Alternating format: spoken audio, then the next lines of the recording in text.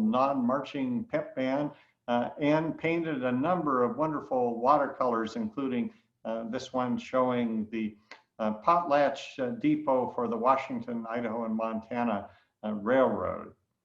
And I got to know Malcolm, actually got reacquainted with him when he started coming regularly to the colloquium, which was held in the Whitewater Room of the Commons. And on his 100th birthday in 2010, I had a copy of the New York Times with the secrets of the centenarians. And that was the year that what was then called the University Interdisciplinary Colloquium was renamed in his honor, and we know it now as the MRIC Malcolm Renfrew Interdisciplinary Colloquium, or MRIC. And Dan, do you want to just say a little bit about your association with Malcolm and his connection with the colloquium series? Well, can you hear me with this rehearsal going on behind me over here in the dome? Yep. You're great. Okay.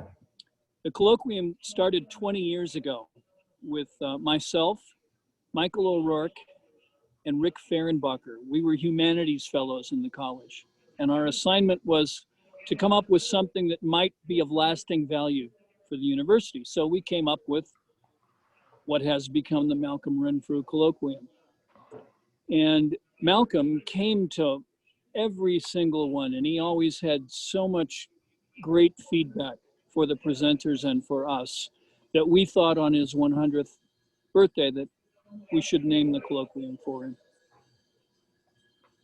And he continued until ill health prevented his participation, but always appreciated hearing updates from Dan and me about who was speaking. And we're just honored that this series, now in its 20th year, bears his name.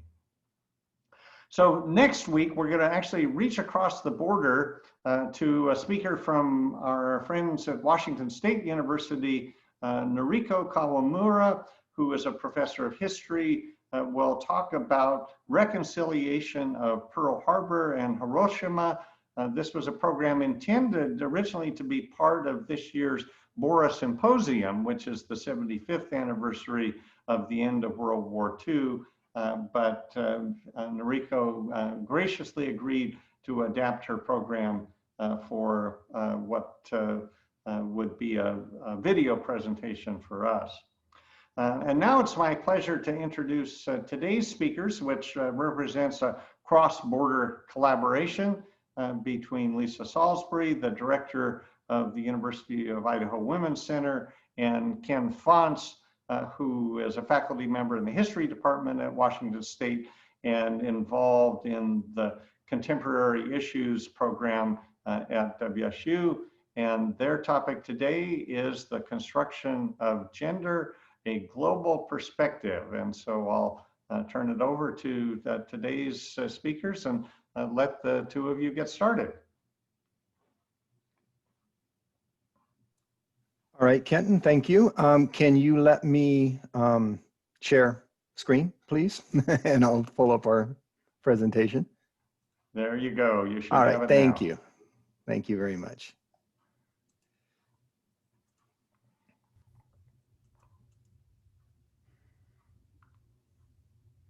And let me get rid of this thing.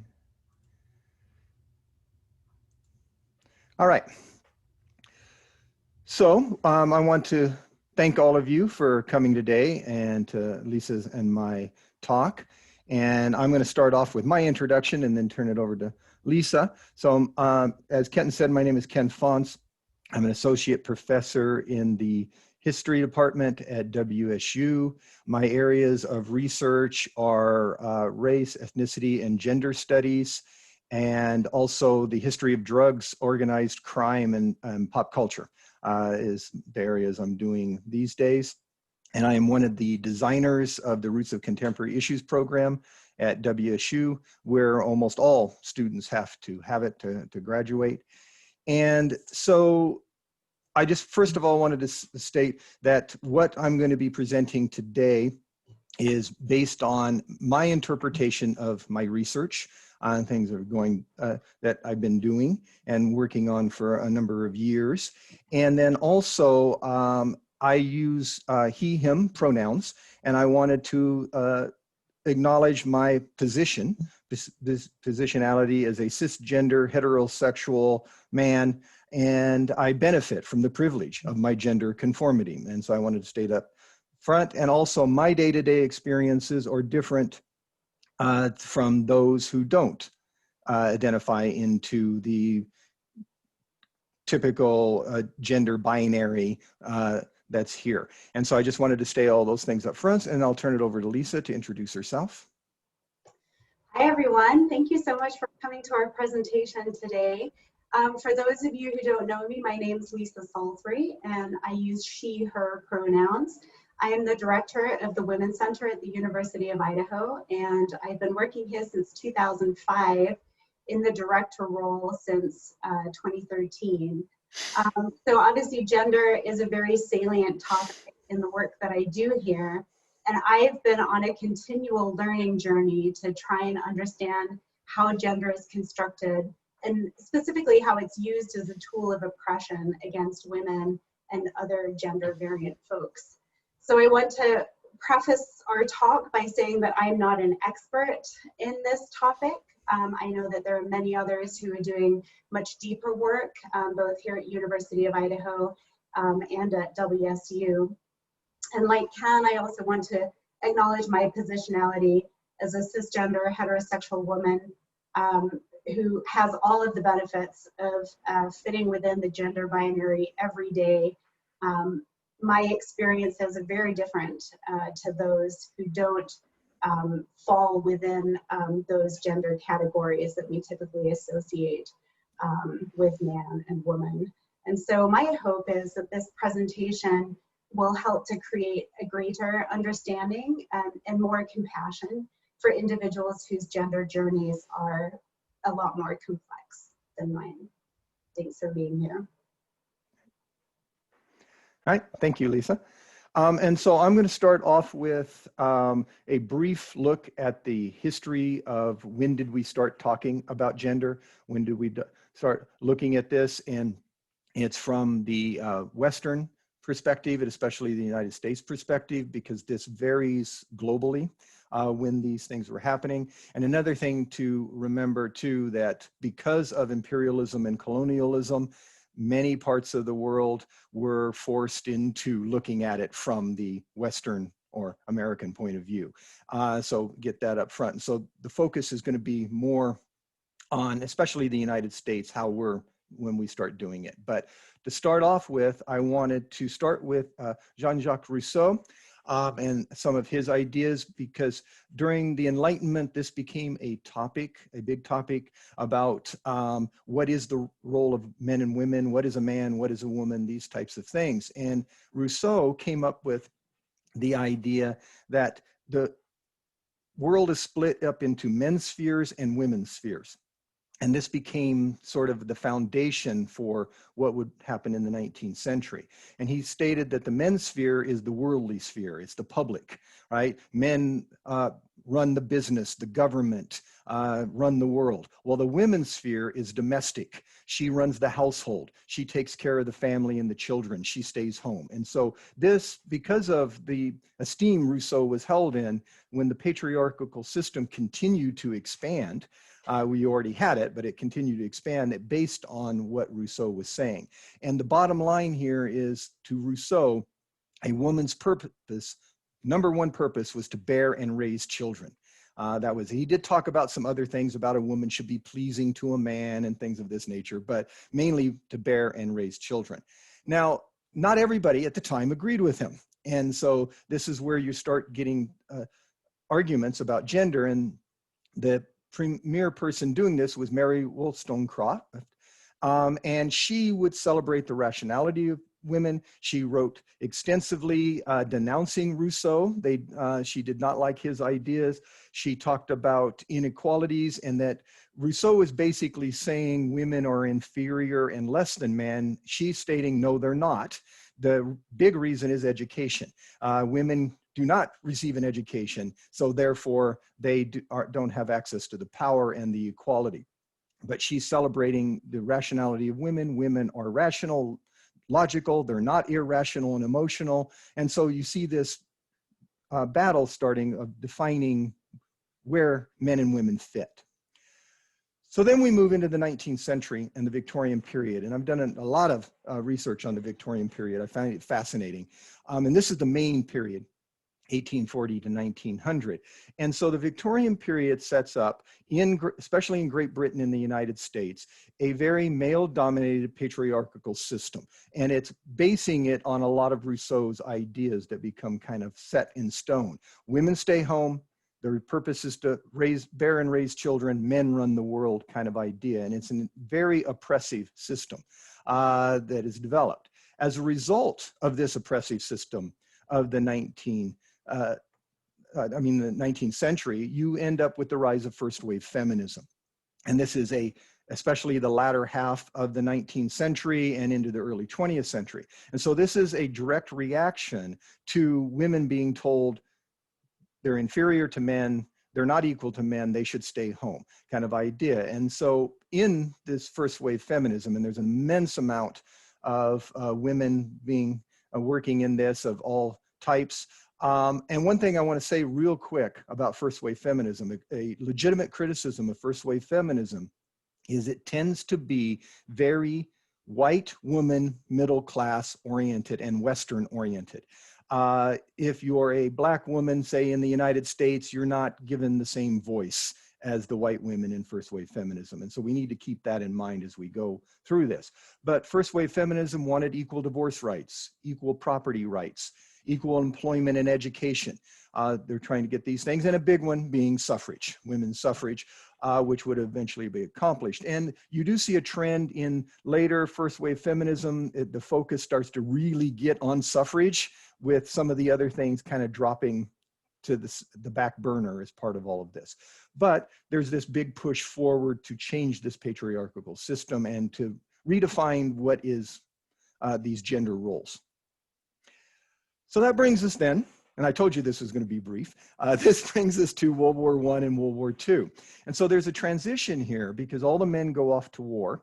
And so women do more jobs than they've been allowed to do before. They get paid better wages. They're filling all of these new roles outside the home. And this creates more momentum into this movement, especially World War II, which is even bigger. And women are starting to serve in support roles in the military, doing all kinds of jobs in technology. And so women are starting to get careers, they're starting to become more central. And so there's some big shifts. And of course, after World War I, you see women's suffrage come in. Now this creates then, after World War II, a backlash in the 1950s, especially in the United States. And it's really highlighted in the United States. And so the image of the 1950s was conformity, right? People not wanting to stand out. That was the ideal. Now the reality is something else, but that's the ideal. And you start moving back to sort of a modernized version of the Victorian period. The man runs the world. He goes off to work. He does everything. The woman stays home, takes care of the family in the house, usually in the suburbs, preferably, and raises the children, and that's her role.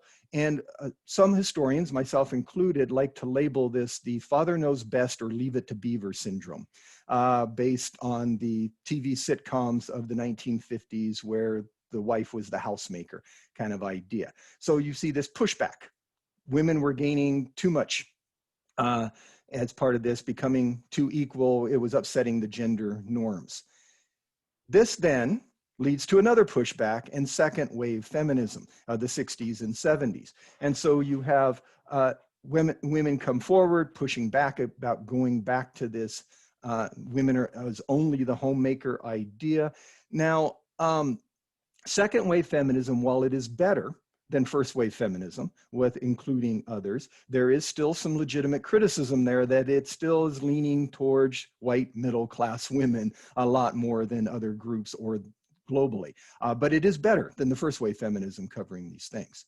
And so second wave feminism looks at a lot of other different things. It looks at sexuality. What is sexuality? It looks at the family and the role of the family, women in the workplace, reproductive rights, de facto inequalities that are there, and as well as official legal inequalities of changing the laws to try to get women more equal. And you see the resurgence of the Equal Rights Amendment during this period and all of that. So you're trying to push forward. Out of this, and both second wave feminism and the gay rights movement, remember you have the civil rights movement happening out of the 50s into the 60s, and this is kind of a catalyst, but all of this is happening. You also get the gay rights movement appearing at this same period with the Stonewall riots, and so you start seeing pushback in other marginalized groups that aren't being included in this gender norm and these gender ideas. All right, so that brings us then to third wave feminism, which appeared in the 1990s to about 2010. The term was coined by Rebecca Walker, a scholar and author, and she said it was a third wave of feminism was hitting. And third wave feminism, kind of the bottom line of it was to be more inclusive, to look at all of the things that were being left out of the earlier ones. It's more global, you're bringing in more women of color. And so it focuses on abolishing gender role stereotypes, expanding feminism to include women with diverse racial and cultural identities. And so you're broadening it all out. And a big part of it becomes what's known as intersectionality, which many of you are probably familiar with, which was coined by Kimberly Williams Crenshaw. And this is the idea that people have diverse identities, and these identities intersect, and you have layers of oppression that go along with this. So while you have women who are being oppressed, you also have racism and racial oppression. So Black women have a different layer of oppression. And if you're not heterosexual, you have a different layer of oppression. And so where all of these things intersect is where you start trying to examine and understand what's happening.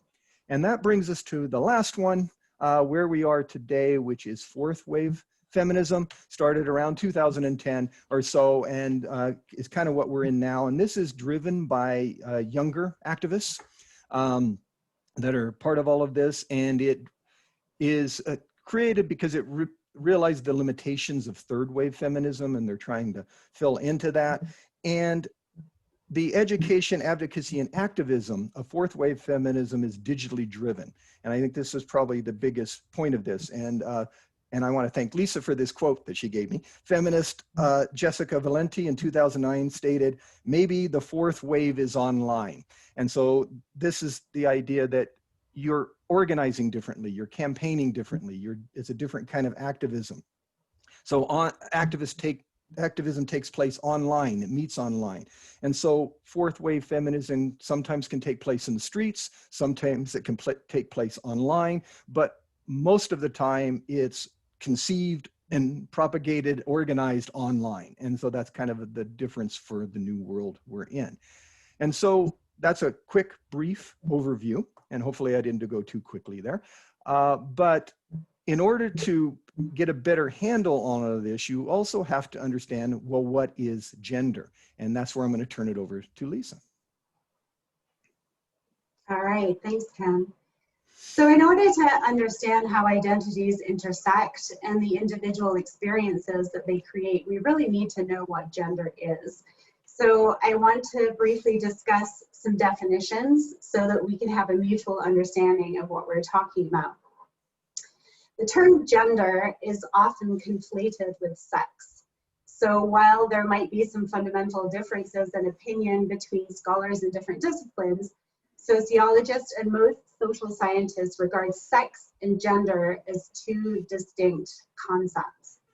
So sex refers to physical or physiological differences that we've defined as belonging to males and females, including primary sex characteristics or the reproductive system, and secondary characteristics like height and muscularity and body shape. Gender, on the other hand, is a term that refers to social and cultural distinctions that are associated with being male or female. And gender identity is the extent to which we identify as being in a gender binary system, either masculine or feminine. So the reason that this is important is because a person's sex is as determined by their physical body doesn't always correspond with their gender, which means that the terms sex and gender are not interchangeable. So a baby born with male appearing genitalia will typically be identified as a boy. But as that child grows up, though, he might start to identify in ways that typically challenge masculine aspects of his culture.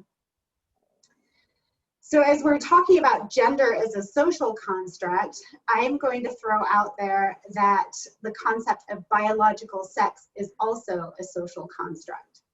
So how do we define sex? Some people say that it's based on chromosomes, but there are a lot of non-XX or XY variations, as well as diversity among people who have XY chromosomes. Some people say that it's based on genitalia or gonads, either at birth or at the particular moment that you're talking about. Others say that it's hormone levels, but we know that hormone levels vary widely and they can also be manipulated. Others say that it's secondary sex characteristics, like the presence of breasts or body hair or muscle mass, which vary even more. And then some people say that it's a combination of all of those things. What's problematic about this is that sex organs and secondary sex characteristics and chromosomes and hormone levels aren't anywhere close to being universal to all men and women or males and females. Sex is assigned at birth, not by chromosomes or hormones, but by the external appearance of our genitalia. So the vast majority of us never learn what our sex hormones are. Sex is not something that we're born with. It's something that doctors and birth attendants and parents assign us at birth.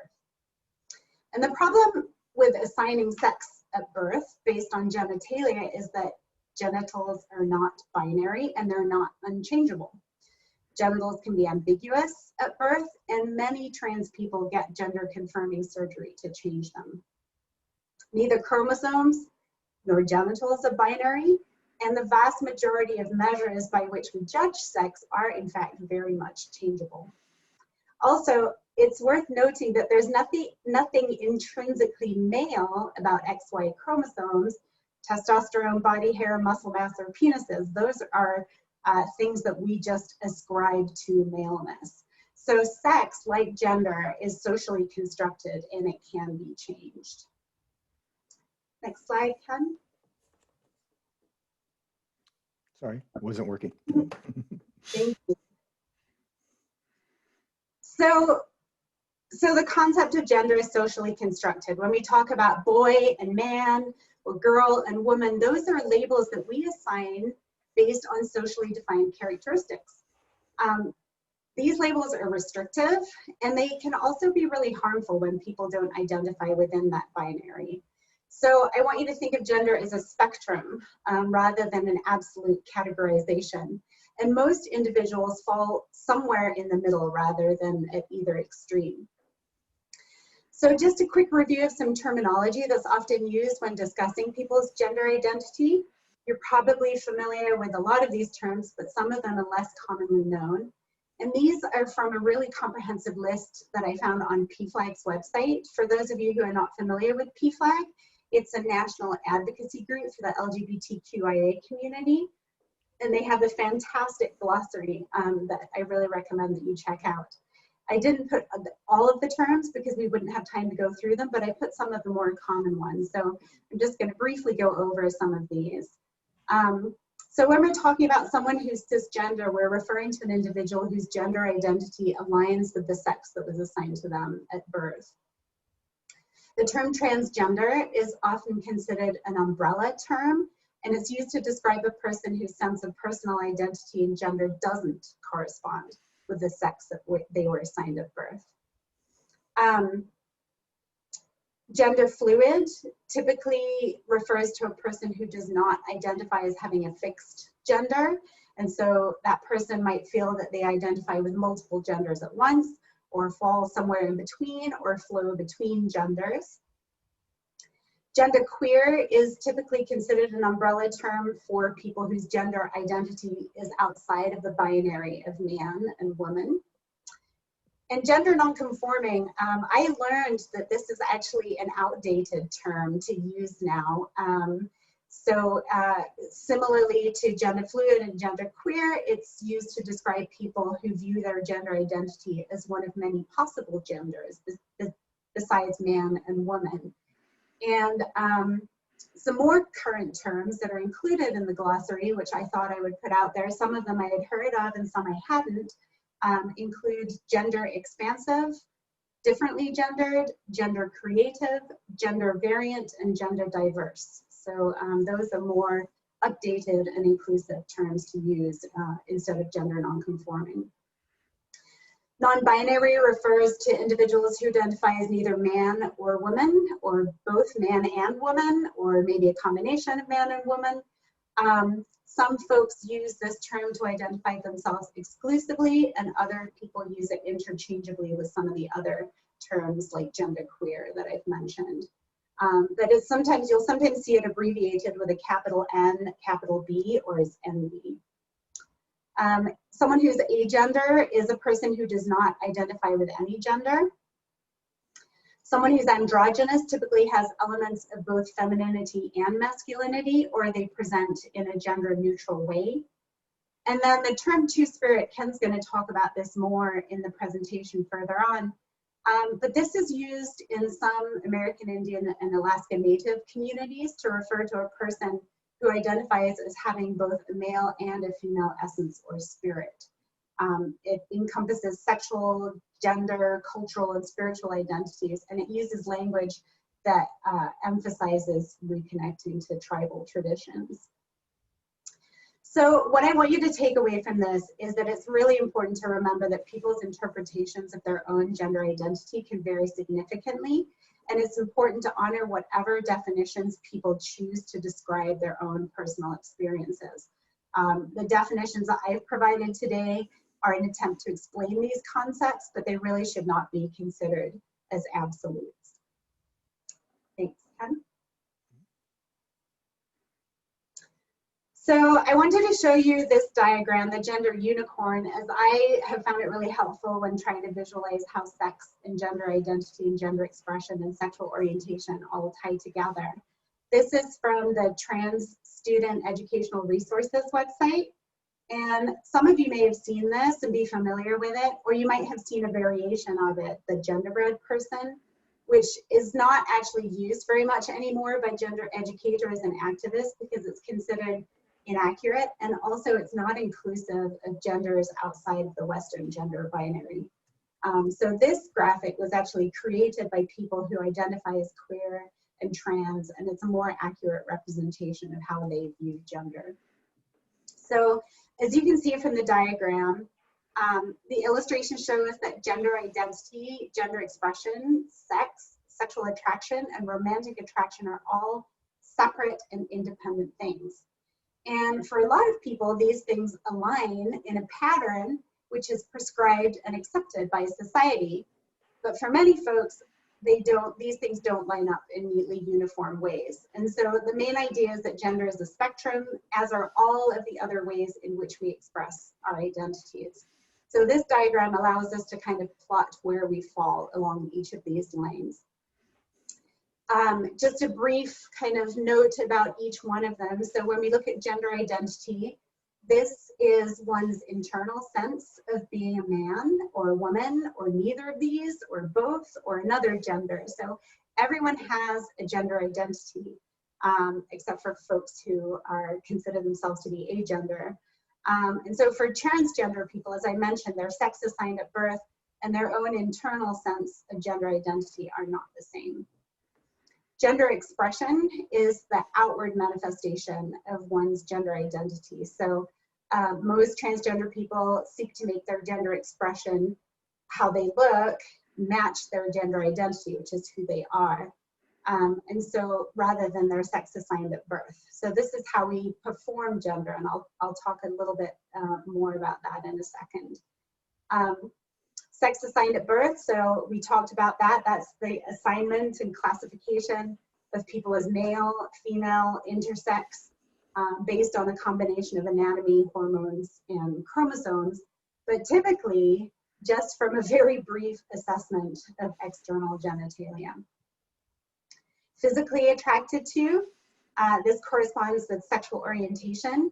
It's important to note that sexual attraction and romantic or emotional attraction can be from a variety of different factors, including gender identity, gender expression, and sex assigned at birth, but not necessarily limited to those. And then emotionally attracted to, this is our romantic or emotional orientation, which also don't necessarily correspond with our gender identity, gender expression, and sex assigned at birth. Next slide, Kim. So generally speaking, we understand that gender, like many other identity categories, is mutable, is not fixed. And this development is due in large part to the work of the American philosopher Judith Butler. Her theory of performativity really challenged ideas about gender and talked about the complex processes that produce our conceptualizations of gender. So how exactly is gender performed in our society? What outward associations do we use to determine someone's gender? Ken's going to talk about this in more depth, but it's important to note that gender roles are never universal, even within a single country, and that they're typically dependent on history and culture. So a typical tenet of gender role theory suggests that children learn how to perform their assigned gender through specific behaviors and attitudes. And the environment in which a child grows up and the influence of the way that they're socialized, so how the messages that they get from folks around them regarding how they should behave, is central to the way that children learn to perform gender. So I want you to consider, what is it about someone's presentation in the following categories listed on this slide that tell you that someone is a man or a woman, or you know, that you might decide someone is a man or a woman based on these ideas. And I want to emphasize that I'm specifically referring to the US and other Euro-Western cultures here. So maybe you could drop some ideas in the chat. How would you identify someone as a man or a woman based on their dress, for example? Anyone have any suggestions? Can you actually repeat the question? Yeah.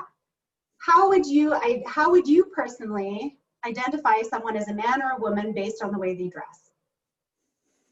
What assumptions would you make about that person? So Kenton said a woman would be wearing a dress or a skirt, high heels. Yep. Yeah, so men don't often wear dresses or skirts like women do, with the exception maybe of, you know, specific cultural dress like kilts.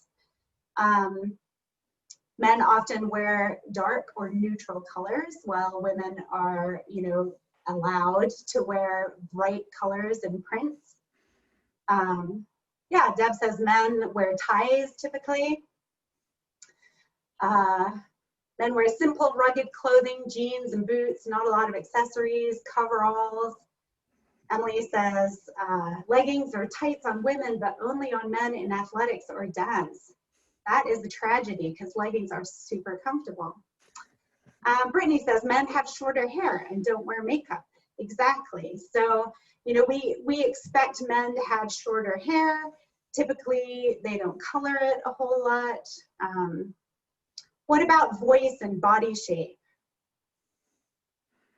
What would what kind of limitations would we ascribe to men based on our norms for how to be masculine? So Deborah says women end sentences with a question. Men have square bodies, women have curves. Jackie says there is expectations of athleticism and strength for men. Yep. Men have deeper voices and facial hair. Yeah, absolutely. What about hobbies and activities? What kinds of hobbies and activities would you expect folks who identify as men and women to have? Men get to roughhouse. Men cut things with saws. Men hunt. Men can walk alone at night. Sam says, yeah, sports, cars, outdoors, all of these things. Yeah, football, wrestling. Men get to typically enjoy all of those things. So obviously there are lots of exceptions to these. There are plenty of women who hunt. There are plenty of women who like football. But these norms in our society tend to reinforce and perpetuate gender stereotypes and gender inequality. So what are the consequences for individuals who don't conform to expectations for their perceived gender? Anyone? How do we treat people who don't fall within those typical bounds of masculinity or femininity? So Jackie says men are emasculated, right? If they show emotion, if they have any kind of, demeanor that's not considered appropriate for masculinity, they're considered abnormal. Women are seen as grotesque. They're subject to assault. Yeah, so the consequences for not conforming to those gender identities can be really severe, right? They can be violent. They can even lead to death. Thank you. Thank you all. All right, over to you, Ken. All right, thank you, Lisa. And so one of the things we wanted to give you is some examples, because the construction of gender, because it is a social construct, is different throughout time and in different cultures around the world and how it's viewed. And so I just want to give you a few examples of this. And one thing to remember behind all of this, kind of a foundation of this, is masculinity and femininity, which is also a social construct, because we decide what is masculine, we decide what is feminine, and each culture does that. But how these genders are assigned are tied to this. And so just a quick example for the United States. Today, we look at pink as a feminine color and blue as a masculine color, because blue is strong and for boys. However, that's a new phenomenon. It starting in the 20th century and really took off around World War II. Before this period, boys were dressed in pink and girls were dressed in blue, because they were seen as the opposite of what they are now. And I'm not going to get into why they shifted, but it is kind of fascinating. But it's because we make it up. We decide what it is. And so these things fluctuate. And so around the world, you have different perceptions of gender. And so the first one I want to give an example is in the United States and North America. It was what Lisa had mentioned, the two-spirit idea with some Native American and First Nations peoples groups. And two-spirit does not directly relate to what we would consider transgender now. I mean, in general, it's sometimes put into that category, but it's a little bit different than that. And I want to give you two examples of Native American tribes and their ideas behind it. And the first one I want to look at is the Navajo. And in Navajo, you have the Nadliche, which is you're assigned male at birth, but you have more female, more feminine spirit, they believe. And then Vilba, which of course is the opposite. You're assigned female at birth, but you have a more masculine spirit. And these are considered a traditional third gender, two-spirit is. And both are considered to encompass both genders in one person. So they're not male or female. They're both masculine and feminine in one individual, and held to be highly sacred as a result of this. And so, like I said, we have to look at it slightly differently than the other.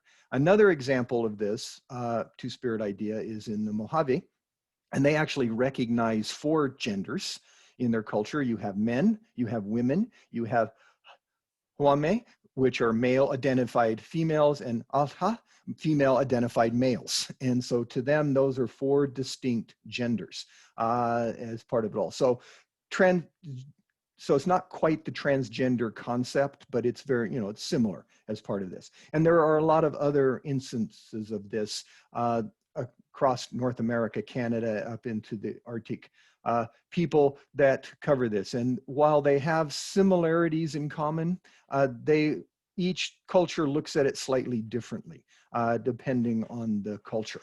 And as Lysa said, who you're sexually and emotionally attracted to, physically and emotionally attracted to, is actually separate from this. It's part of it, but it's also different from it. And so it doesn't definitely necessarily define you in that. And so if we move out into the rest of the world, you have in South Asian cultures, which includes India, Pakistan, and Bangladesh area, but throughout South Asia, you have the Hijras, who are assigned and male at birth, physiologically male, and they adopt a feminine gender identity, clothing, all of these types of things, and take on female gender roles. So they fulfill female gender roles in the culture. And most Hijras do not consider themselves to be men or women or transgender. And the Western transgender idea, they consider themselves a distinct third gender. So it's a completely separate third gender. In Thailand, you have the Katawai. And so the Katawai are born male in Thailand culture. They're considered born male, meaning assigned male at birth, but having a female heart, which in Thailand is known as sago, and it's considered a second type of woman. And so you're not a woman in the traditional sense, but you're a second type of woman. So you have 2 types of women, 2 genders for women in this. And it's a very broad culture. Katawai is a very broad culture with lots of things going on in it, especially after colonialism and then entrance into the modern world. There's all kinds of things going into this. But Thai tradition holds that true Katawais are neither male or female.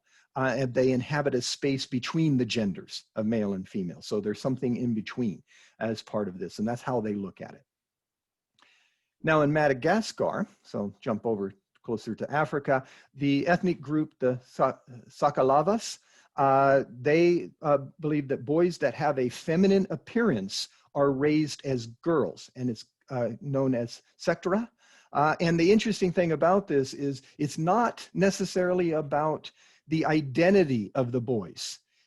Society that is deciding these boys appear feminine, their idea of feminine, therefore they're girls. And it doesn't matter what birth you were assigned, or what sex you were assigned at birth. And so it's a little bit different than the idea of your identity, who you identify with. How these boys identify, I have no idea. I'm not sure if the culture has any idea. They're not considering that. They assign it to them. And the Sakalava society believes that these individuals have a supernatural protection on them, that they're sacred, and that anyone who bothers them, attempts them to do any harm, are severely punished. And that's all the way up till today in their ethnic group. They take a very great offense at this kind of idea. So they're given this supernatural spiritual protection as part of it all. Now, the next one I want to mention is move into the Middle East. And there's lots of examples all over the world. I'm just kind of bouncing in a few locations around the world. We could spend hours upon hours going into each culture's history and around the world. And so in Oman, you have the Zanith, and the Zanith are considered an intermediate gender. They assume the dress, and so they're assigned male. They're assigned male at birth. They assume the dress, mannerisms, social roles, some of the social roles of women, and they're kind of considered an intermediate gender, and that idea of, you know, not one or the other, but something kind of in between as part of all of that. And then a historical example, in Egypt, the Mamluk Sultanate ruled over Egypt from the 1200s to the 1700s, and as a major part of their society, they took young girls who were perceived to have masculine traits. So if they had young girls had masculine traits, this was celebrated, and they were raised as boys and afforded all the legal and social advantages of being male. And so basically, once again, the society is deciding these girls look masculine, therefore they're men, and they become men in the society. And there is still lingering aspects of this in Egyptian society. It's not talked about a lot because of all of the issues from colonialism, imperialism, and Western ideas, plus then other issues that came in Egypt, but it's still kind of there under the surface in some communities as part of this idea and this concept. And so these are just a few of the examples that I wanted to give you today. Like I said, we could spend an immense amount of time on a lot of them. But another thing to remember here too is that even in Western society, like the United States, for example, there is a long history in the United States of individuals who are not gender conforming. And remember, you have that binary system, especially through the 19th and 20th century, and you're either a man or you're a woman, you're male or you're female, you're masculine or you're feminine. And you have numerous instances of individuals who do not conform to that. Now, many of them had to hide it because, as Lysa said, they would be ostracized, they would be assaulted, all of these kinds of things. And so they would live it. And as a historian that I've seen in the 19th century, in the Victorian period, there are numerous accounts of an individual who was thought to be male. Everybody assumed they're male. Then when they died, during the funeral, getting ready for the funeral and presenting them, they realized, oh, this is a woman. What's going on here? Or vice versa. And so there's a lot of these instances. There's lots of instances of women assuming the identity of men in order to go to war and fight in the wars and become soldiers. And so there's lots of these instances. It's just you had to hide it because of this patriarchal system. And so many of these examples I have given you here real quick, and like I said, we have resources if you want to look at all of them, all the others. These are many of them are kind of positive, right? They're being accepted into society of not conforming to the binary, but not everything is positive about this. And so that's where I'm going to turn it back over to Lysa. Yeah, so as Ken discussed, in some cultures, gender variance is really revered and it's an important part of cultural diversity. But in many societies, including our own, gender is often used to subjugate and oppress individuals. So it's important to know that gender inequality exists in pretty much all cultures, and it's the most pronounced for women and gender variant individuals. So just briefly, here are some ways in which those gender stereotypes are used to deny access to equal opportunity. When we're talking about poverty and hunger, there are more women that live in extreme poverty than men across the world, and women make up 2/3 of the world's hungry, even though they produce two-thirds of the world's food. The wage gap. So on average, with the same level of education, doing the same job, women earn about 81% of what men make. And this is white women. For women of color, the gap is significantly wider, with Latina women, Black women, and Native American women earning as little as half of what white men make. Transgender individuals have significantly worse employment outcomes. They have lower incomes, and they have much higher rates of poverty than cisgender people due to transphobia and workplace discrimination. When we're looking at global leadership, less than 25% of world parliamentarians are women, There are currently only 11 women serving as heads of state and 12 serving as heads of government. And to date, there have only been 5 openly LGBT people who've served as a national head of government in their country. And in business, you know, we know that women are really underrepresented in positions of senior leadership. Women currently only make up about 7% of CEOs of Fortune 500 companies. And then finally, gender-based violence. So more than 1 in 3, about 35% of women worldwide have experienced or will experience either physical and or sexual intimate partner violence or non-partner sexual violence. And the rates of violence towards gender variant individuals is astonishing. Trans women in particular are the most vulnerable to violence, with at least 50% of trans women, and some estimates going as high as 66% of trans women experiencing sexual abuse and assault. So clearly there's a lot of work to do.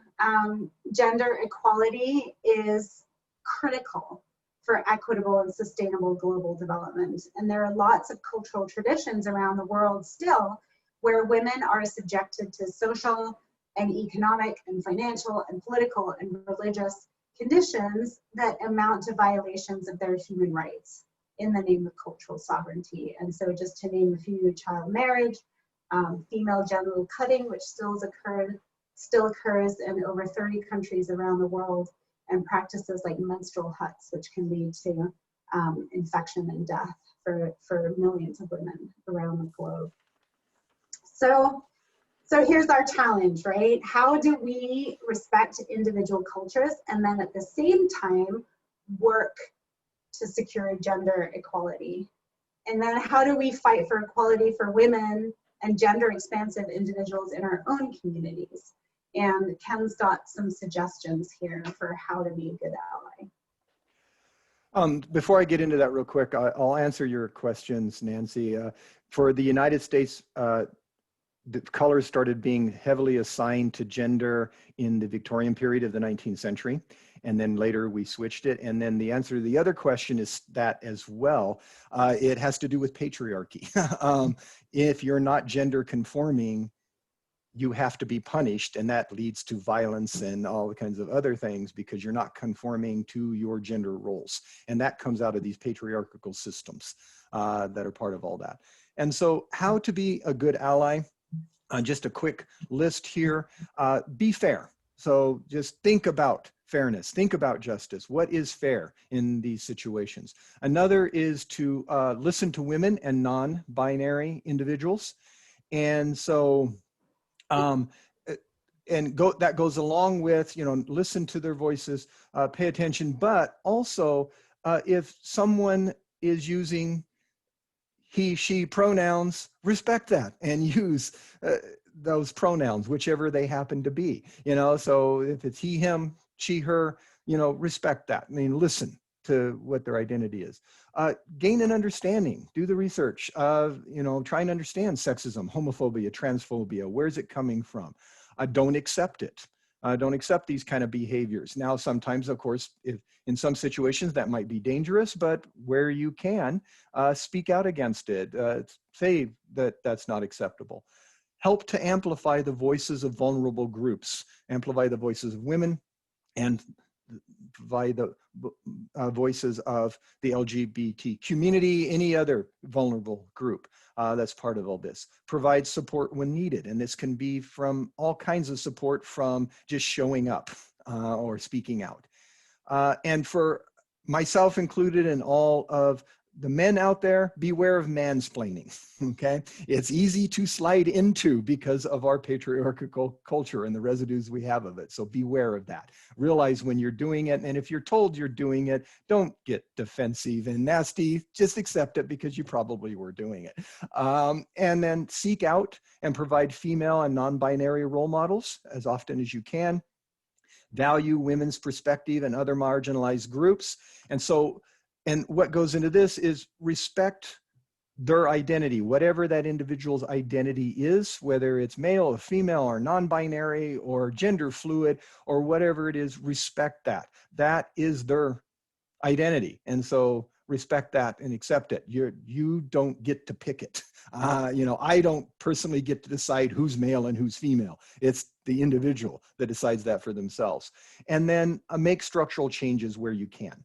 And that's the important part. Even little bitty changes help move things forward as part of all that. And so, real quick on the back of it here, we have a list of resources for you, and we can make sure you get those. And Lysa can add more to all of this as well. And then we also have a list of references here that we used and can lead you to even more resources and references as part of that. Any other comments, Lysa, to wrap it up? No, I don't think you, I think you covered it all. Thanks, Ken. And I think, Ken, we have a couple minutes for questions. Is that right? Can we squeeze one? We can go over a little bit since we got a late start. And so if there are other questions that people would like to get in, we'd be pleased to hear them. Ken and Lysa, if you could also put your email addresses in the chat, would probably be the easiest way for the audience to request the references as well as the additional resources. So there's Lysa's. So other questions from the audience. So it's a fascinating and provocative topic, and a good primer for those of us who may not have had the benefit of a gender studies class. Maxon is wondering, do you think it's possible to abolish the gender binary? Could we move beyond just the two gender version of how we view humans? Ken or Lysa want to? Lysa, you want to go for it first? You know, I mean, I think getting rid of harmful structures and categories depends on education, right? And so I think that the more people who are educated about this topic, the more folks will be able to reach with acceptance around alternatives to kind of the status quo. So I don't know whether it's possible, but I think that's certainly my goal working in the Women's Center. And I think for anyone who works in this field, you know, we're trying to provide education so that people can come to an acceptance of people's identities and not feel threatened by them. Whether or not it'll actually happen, I don't know. I'm an optimist at heart, and so I'm hoping we will get there. And you know, we've made strides in that direction, but we still have so far to go. So, but I am an optimist. So. When people were describing the apparel that might distinguish men and women, I wondered about differences between regions or between urban and rural in this country. Any observations on how something that might be acceptable in Seattle wouldn't be seen as appropriate for a particular gender in Orofino or Bonners Ferry or St. Mary's, Idaho? Any thoughts on that? Yeah, that's a really good point, and something that I see in a lot of more progressive cities as opposed to rural areas is in the last decade, men wearing skirts, but manly skirts, utility skirts. You know, they've got lots of pockets and snaps and buckles and things hanging off them. And I don't think people really bat an eyelid to see a man wearing a skirt in a city like Seattle, but I think that would raise some eyebrows in rural Idaho for sure. Brittany is wondering, what are some of the ways we start constructing a baby's gender in the way that we treat them? And how do we treat boy and girl infants differently that perhaps shapes their identity as they grow up? Yeah, that's a great question. And I want to give a shout out to a friend of mine, a former student actually at U of I, who is raising her child in a gender neutral way. She and her husband use they, them for their child. The child has a gender neutral name. The child is allowed to select the clothing that they feel most comfortable with, and they haven't ascribed to any kind of stereotypically feminine or masculine,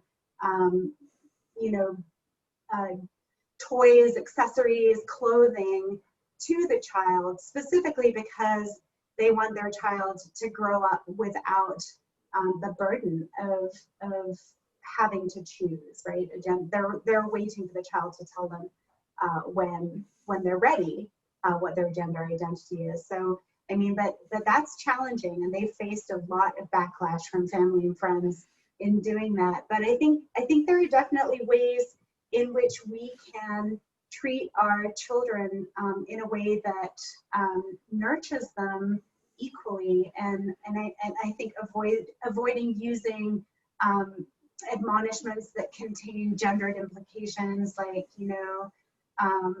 telling a boy child not to cry, which is ridiculous. I mean, why would you tell a child not to cry anyway? Letting girl children do whatever, get messy and dirty, and maybe avoiding very gendered clothing. I mean, I think those are some ideas of how we can start to break down those the way that we socialize babies in particular, because those have really, they can have harmful implications further down the line for children who end up not identifying with the sex that they were assigned at birth.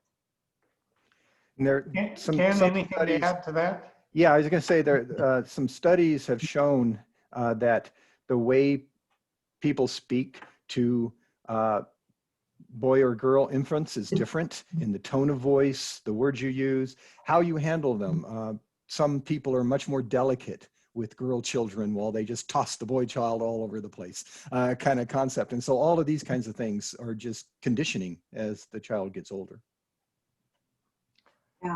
Yeah, there are quite a few videos, you can find them on YouTube and online, of caregivers who are, they'll have a boy child and dress him like a girl, and then they'll film the caregiver interacting with the child in a very different way to the way they interact with a child that they think is a boy.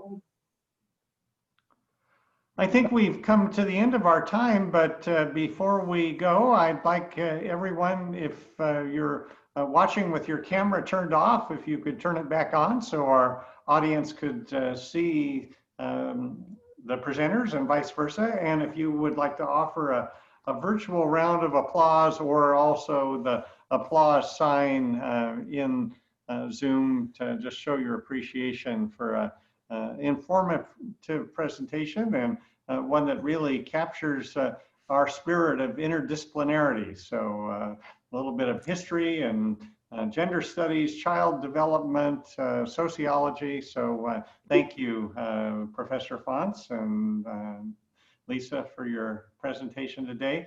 I hope you'll come back next week, where our guest will be Noriko Karamura from Washington State University, speaking about how to transnationalize war memories for reconciliation of Pearl Harbor and Hiroshima. So thanks again, everybody. Today's program has been recorded. It'll be available later today on the Renfrew Colloquium YouTube page. So just get into YouTube and search for Renfrew, and this should search for Renfrew Colloquium, because there you get a couple other videos if you just search for Renfrew. So thanks, everybody. The wind is coming in later this afternoon, so be safe out there, stay well, and see you next Tuesday. Thank you. Thanks, everyone. Bye-bye.